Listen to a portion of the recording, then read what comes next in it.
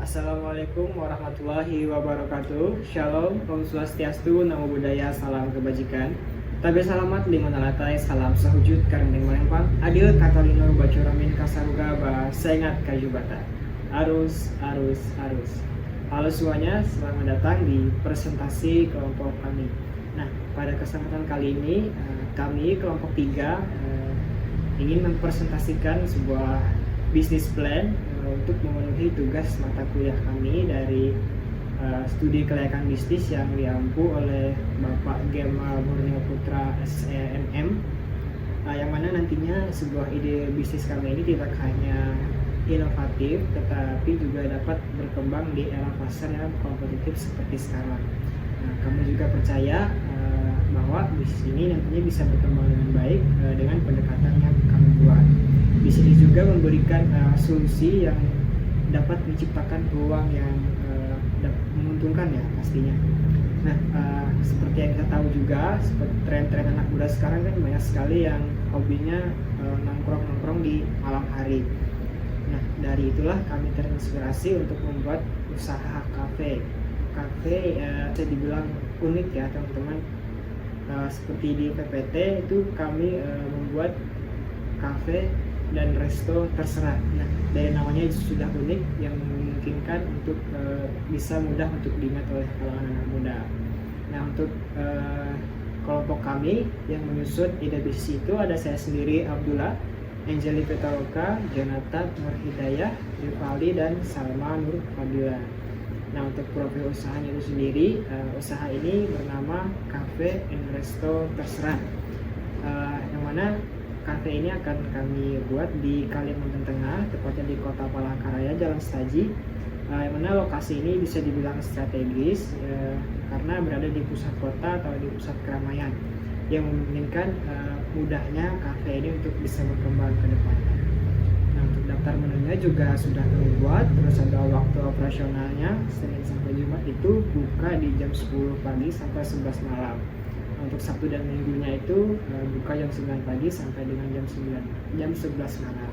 Nah, kawan-kawan, untuk dapat membahas lebih lanjut bagaimana kafe kami ini bisa diwujudkan atau bisa dieksekusi di dunia nyatanya, mari kita bahas. Baik teman-teman, selanjutnya adalah latar belakang usaha dari kafe terserah. Kafe merupakan salah satu jenis usaha yang memiliki prospek yang cukup cerah di Indonesia. Perubahan gaya hidup masyarakat juga menjadi salah satu faktor yang mendorong perkembangan industri kafe. Masyarakat modern saat ini semakin menyukai gaya hidup yang praktis dan santai. Rencana bisnis pendirian usaha kafe harus mencakupi beberapa hal. Yang pertama, analisis pasar. Analisis pasar bertujuan untuk mengetahui potensi pasar yang ada, seperti target pasar, kebutuhan pasar, dan persaingan. Yang kedua ada strategi pemasaran. Strategi pemasaran bertujuan untuk menarik minat konsumen dan meningkatkan penjualan. Yang ketiga ada rencana operasional.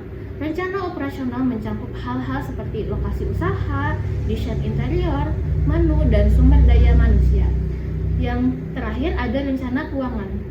Rencana keuangan mencakupi hal-hal seperti kebutuhan dana, sumber dana, dan proyeksi keuangan. Selanjutnya, kafe terserah pun memiliki visi dan misi. Visinya yaitu menyediakan minum dan makanan berkualitas dengan harga yang terjangkau. Yang kedua, menciptakan atmosfer yang nyaman dan santai untuk pelanggan. Yang ketiga, memberikan pelayanan yang prima dan profesional. Adapun visi dari kafe terserah, yang pertama menjadikan kafe sebagai tempat pilihan utama untuk menikmati minuman dan makanan berkualitas di Palangkaraya. Yang kedua, menjadi kuliner Palangkaraya yang dikenal hingga mancanegara. Adapun tujuan usaha dari kafe terserah, yang pertama untuk mendapatkan keuntungan finansial, yang kedua memberikan pelayanan yang baik dan memuaskan kepada pelanggan. Yang ketiga, menjadi sarana untuk bersosialisasi dan menjadi relasi. Oke, yang selanjutnya alasan untuk memilih usaha tersebut. Yang pertama dengan perubahan gaya hidup masyarakat yang semakin mengutamakan tempat bersantai dan juga berkumpul di kafe. Yang kedua, usaha ini secara khusus menargetkan kalangan muda yang merupakan segmen pasar yang aktif dan sering mencari tempat untuk bersosialisasi. Yang ketiga, dengan tren konsumen yang terus berkembang dan meningkatkan daya beli masyarakat, usaha kafe memiliki peluang untuk tumbuh dan berkembang dalam jangka panjang. Yang selanjutnya adalah aspek aspek SKB. Yang pertama adalah aspek legalitas. Dalam pendirian kafe terserah mencakup berbagai izin dan peraturan yang harus dipatuhi untuk menjalankan usaha secara sah. Hal ini meliputi pengajuan izin usaha seperti surat izin pengusaha perdagangan atau SIP dan tanda daftar perusahaan atau TDP, serta memastikan bahwa lokasi kafe tidak melanggar peraturan lingkungan dan mendapatkan izin lingkungan jika diperlukan. Yang kedua, aspek pasar dan pemasaran. Kafe terserah menargetkan segmen pasar berdasarkan demografi, perusahaan kalangan muda, pelajar, mahasiswa, dan juga pekerja. Yang ketiga, aspek manajemen dan SDM. Berfokus pada pengelolaan karyawan dan struktur organisasi yang diperlukan untuk menjalani kafe, penentuan struktur organisasi yang jelas, termasuk posisi manajemen, staf pelayanan, dan koki sangat penting, di mana setiap posisi harus memiliki deskripsi tugas yang jelas. Yang selanjutnya adalah aspek-aspek bisnis. Yang pertama ada aspek teknik dan juga teknologi. Kafe terserah, aspek teknik dan teknologi memainkan peran penting dalam operasional dan pemasaran. Penggunaan platform layanan pesan antar seperti GoFood dan GrabFood memungkinkan kafe untuk menjangkau konsumen untuk lebih luas, terutama bagi mereka yang memiliki kesibukan dan tidak dapat mengunjungi lokasi secara langsung. Yang kedua adalah aspek ekonomi dan sosial. Dari segi ekonomi, kafe terserah ditujukan untuk semua kalangan dengan harga yang terjangkau untuk berbagai segmen pasar, mulai dari kalangan menengah ke bawah hingga atas. Hal ini tidak dapat meningkatkan aksesibilitas, tetapi juga berpotensi meningkatkan loyalitas pelanggan, di mana kafe ini berfungsi sebagai tempat berkumpul bagi masyarakat, terutama kalangan muda. Dengan menyediakan suasana yang nyaman dan ramah, kafe terserah berkontribusi pada pengembangan interaksi sosial di komunitas, menjadikannya sebagai tempat yang ideal untuk bersantai dan berbagi cerita. Baik, selanjutnya masuk pada sumber bahan baku. Untuk sumber bahan baku atau supplier, kami mengambil beberapa bahan baku yang terjamin dan sudah terbukti kualitasnya. Dalam memperoleh bahan baku, ini kami tidak mengadakan penyuplai khusus, tetapi kami langsung membeli sendiri bahan-bahan yang diperlukan di pasar dan swalayan, sehingga kami bisa menyajikan produk yang lebih berkualitas dan tidak mengecewakan bagi pelanggan.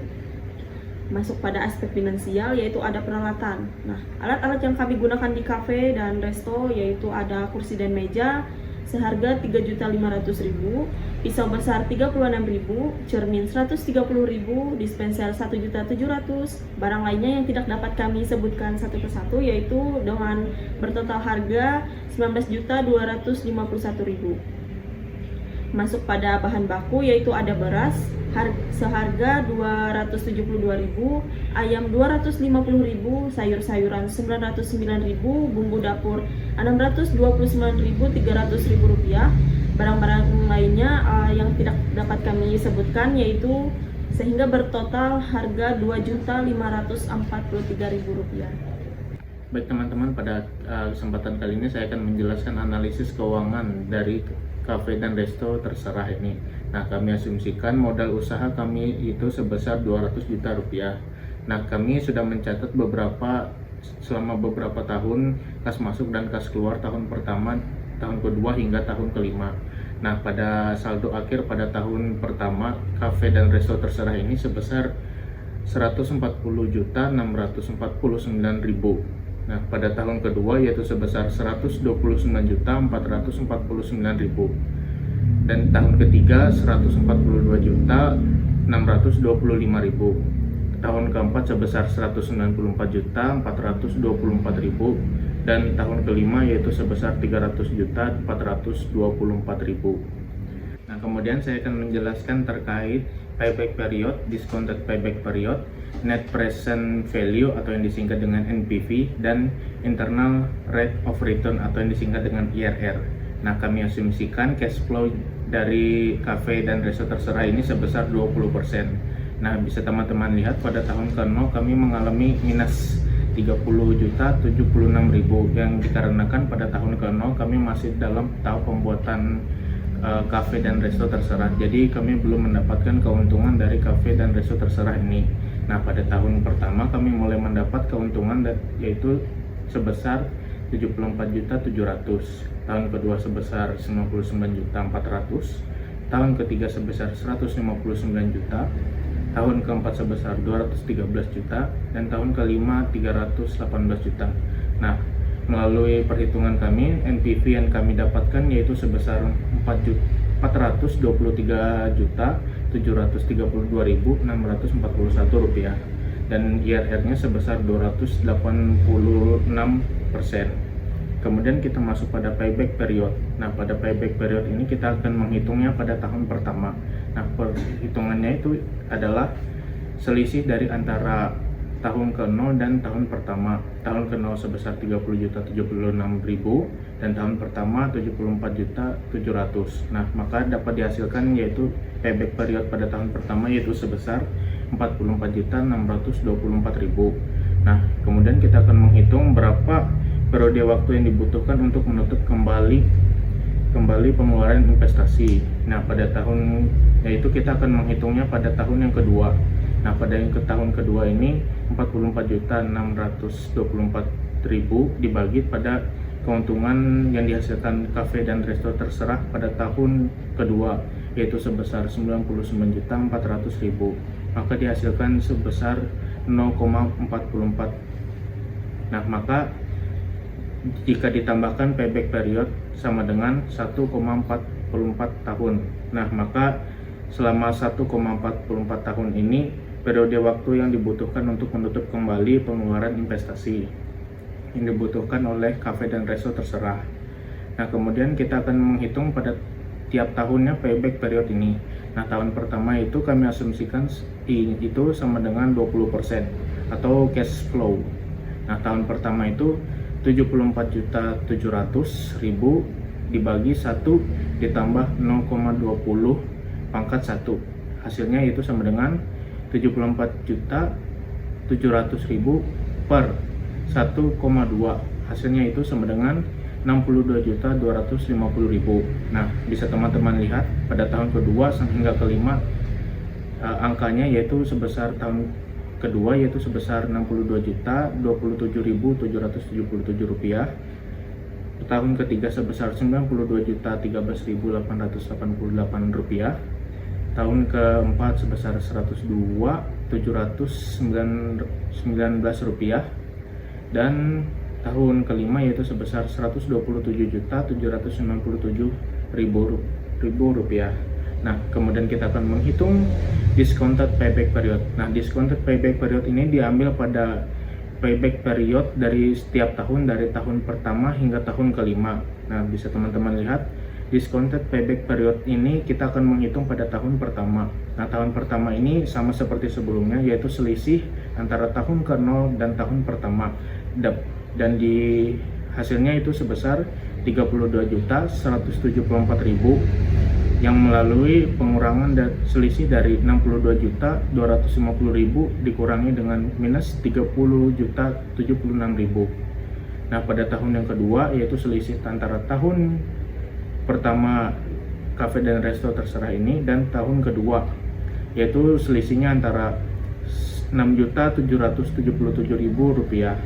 Nah, kemudian kita akan menghitung pada tahun ketiganya yaitu 6.777.000 rupiah dibagi dengan keuntungan hasil pada tahun ketiga yaitu sebesar 92.013.888 rupiah.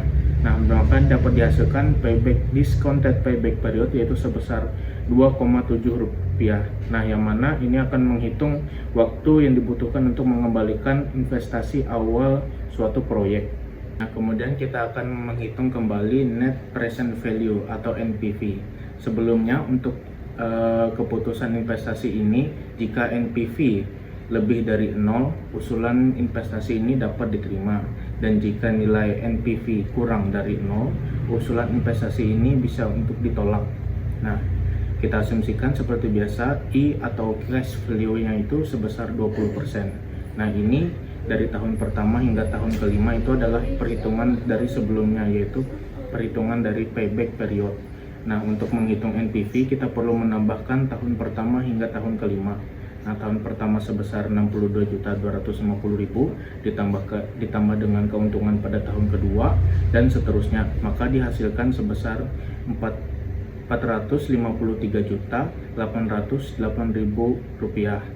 Nah, pada NPV-nya itu sama dengan Rp453.808.000 dikurangi pada tahun ke-0, karena tahun ke-0 adalah kami mengalami minus karena masa pembangunan kafe dan resto terserah. Jadi dikurangi menjadi hasilnya yaitu sebesar Rp423.732.000. Nah, NPV positif, nah maka dihasilkan NPV yaitu positif atau lebih dari 0. Maka usulan investasi tersebut dapat diterima. Dan kemudian kita akan membahas IRR atau Internal Rate of Return. IRR diperoleh sebesar 286%, yaitu lebih dari 20% dari cash value yang telah ditentukan oleh kafe dan resto terserah, sehingga investasi tersebut sangat layak untuk diterima atau dilakukan. Baik, kita masuk ke dalam kesimpulan. Dari proposal usaha ini dapat diambil kesimpulan bahwa membuka usaha kafe merupakan salah satu usaha yang memiliki peluang besar untuk berkembang di Indonesia. Hal ini didukung oleh beberapa faktor. Yang pertama yaitu pergeseran gaya hidup masyarakat yang semakin mengutamakan gaya hidup yang lebih santai dan nyaman. Yang kedua, meningkatnya daya beli masyarakat. Yang ketiga, tren konsumen yang semakin meningkat. Yang keempat, lokasi yang strategis. Yang kelima, produk yang inovatif dan berkualitas. Dan yang terakhir yaitu pasar yang luas dan berkembang. Untuk memulai usaha kafe, diperlukan perencanaan yang matang. Kafe terserah yang telah dimodifikasi cukup menguntungkan walaupun perlu waktu selama 4 tahun lebih. Kafe terserah merupakan usaha jangka panjang. Untuk mencapai kesuksesan dalam setiap usaha, dibutuhkan kegigihan dan pantang menyerah. Agar tercapainya penghasilan yang maksimal dan menguntungkan dalam berwirausaha, untuk mencapaikan kesuksesan usaha kafe terserah akan menerapkan strategi-strategi berikut. Yang pertama yaitu mengembangkan produk-produk yang sesuai dengan kebutuhan pasar. Yang kedua, meningkatkan kualitas layanan pelanggan. Dengan penerapan strategi-strategi tersebut, usaha kafe terserah berdasarkan asumsi yang telah kami perhitungkan mencapai pendapat 74.700.000 pada tahun pertama dan 424.000 pada tahun terakhir. Kemudian berdasarkan perhitungan kriteria investasi atau net present value atau NPV sebesar 423.732.000 dan internal rate of return atau IRR sebesar 268%, sehingga secara keseluruhan dapat kami simpulkan bahwa usaha atau bisnis kafe terserah ini baik untuk dilanjutkan karena dapat memperoleh keuntungan yang besar.